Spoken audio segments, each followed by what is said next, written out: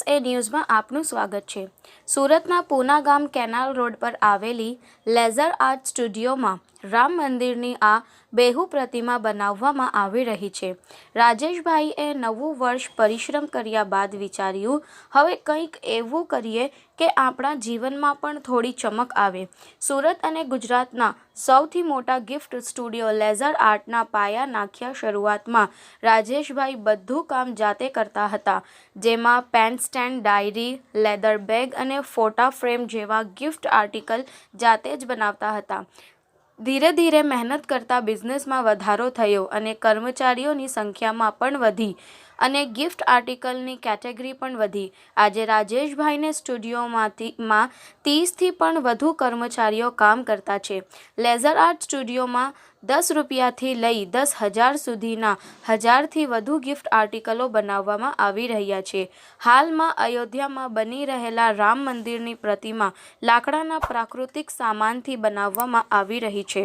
સુરતમાં બનાવેલી રામ મંદિરની પ્રતિમા ગુજરાત તેમજ સમગ્ર ભારતના જુદા જુદા રાજ્યોમાં ઓર્ડરથી બનાવવામાં માટેનો ક્રેઝ વધ્યો છે। લોકો સગા સંબંધીઓને રામ મંદિરની પ્રાકૃતિક પ્રતિમા ગિફ્ટમાં આપી રહ્યા છે। રોજના સૌથી વધુ મંદિરો 500 જેટલા નાના પાર્ટ જોડીને બનાવવામાં આવી રહી છે। Bureau report, SA news, Surat. જી, મારું નામ રાજેશ શેખડા છે। કંપનીનું નામ લેઝર આર્ટ છે। પૂણા વલથાણ કેનાલ રોડ પર લેઝર આર્ટ જે આપણો શોરૂમ આવેલો છે।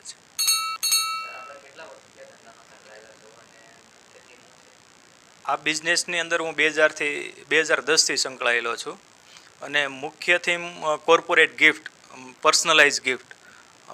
આપણી પાસે 1000+ પ્રોડક્ટ છે। એમાં trophy, gift set, diary, pen, મંદિર, ફોટો ફ્રેમ વગેરે ઘણી બધી પ્રોડક્ટ છે।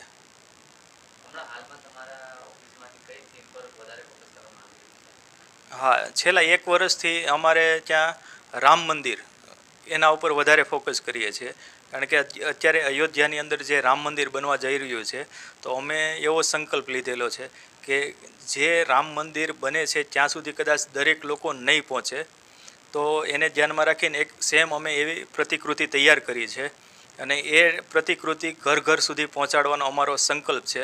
અને આ વર્ષની અંદર 1 લાખ રામ મંદિરની જે રેપ્લિકા નાની અમથી પ્રતિકૃતિ બનાવેલી છે, તો એ 1 લાખ પ્રતિકૃતિ અમારે બનાવવાનો સંકલ્પ છે।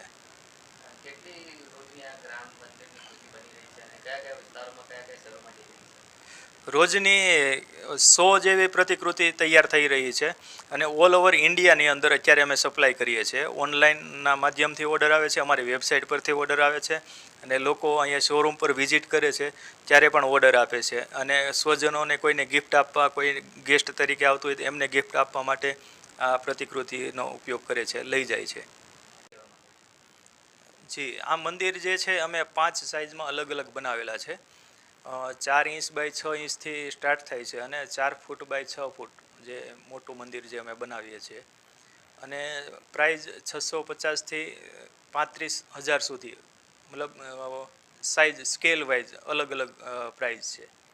અને અત્યારે અમારે ત્યાં 30 બહેનો વર્ક કરે છે। અમે એવું કરેલું છે કે અનસ્કિલ્ડ બહેનોને પહેલાં ટ્રેનિંગ આપીએ અને પછી એમને રોજગારી આપીએ છીએ અને જે કાંઈ પ્રોફિટ કરીએ છીએ એમાંથી અમુક પર્સન્ટેજ શેરિંગ કરીએ છીએ અને બાળકોને જે આદિવાસી એરિયામાં છે, જરૂરિયાતમંદ લોકો સુધી અમે અન્ન પહોંચાડીએ છીએ।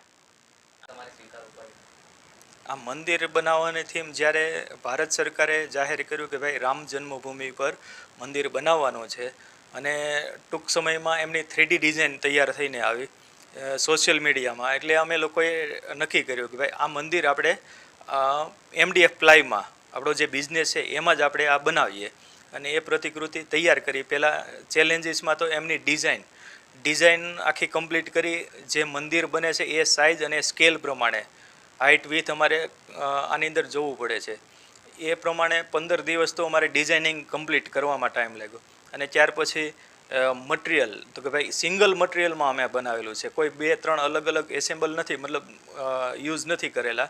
સિંગલ મટિરિયલની અંદર અલગ અલગ પાર્ટ કરીને એક મંદિરની અંદર 500 જેટલા પીસ એસેમ્બલ કરીને એક મંદિર અમે બનાવીએ છીએ. અને નાની સાઇઝનું જે મંદિર છે એ બનાવવામાં મારે 3 કલાક લાગે છે, જે 4 ઇંચ બાય 6 ઇંચનું છે.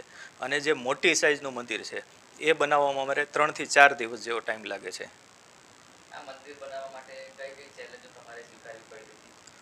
મંદિર બનાવવા માટે ચેલેન્જમાં તો જે પ્રોડક્શન જે ટાઈમ ટુ ટાઈમ નીકળવું જોઈએ એ અમારા માટે બહુ મોટી ચેલેન્જ, કારણ કે આ એકદમ બારીક વર્ક છે.